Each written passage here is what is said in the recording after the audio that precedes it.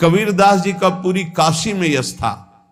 भजन करने वाले महापुरुषों का यश बढ़ता है जब, तो जो भजनहीन होते हैं उनके हृदय में जलन पैदा हो जाती है और वो उनको विविध प्रकार से फंसाना चाहते हैं, उनको कष्ट देना चाहते हैं।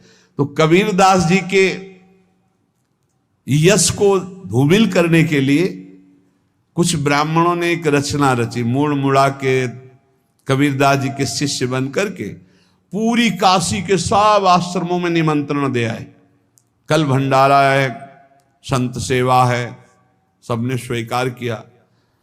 कबीरदास जी अपनी दिनचर्या करके निकले तो संत मंडली आने लगी। बोले कै बजे सेवा है? साधु सेवा। बोले कौन सी साधु सेवा? बोले कल आपके शिष्यजन निमंत्रण दे के आए, पूरी काशी के सब संत आ रहे हैं।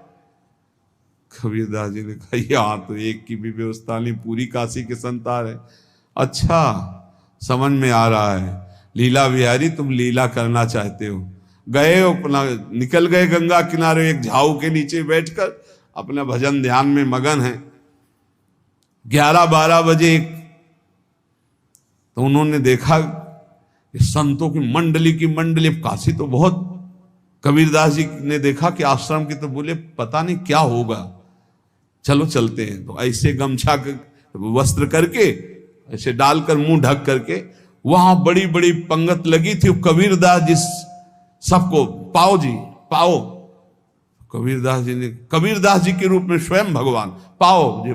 कबीरदास जी ने कहा अच्छा जब स्वामी परस रहे तो हम भी बैठ के पा ले। तो जब उसी पंगत में बैठ गए अपना कपड़ा ढक करके, और जब मोहरे की दक्षिणा दे रहे थे सब लोग कि वाह कबीरदास जी ने आज तो साधु से सबको।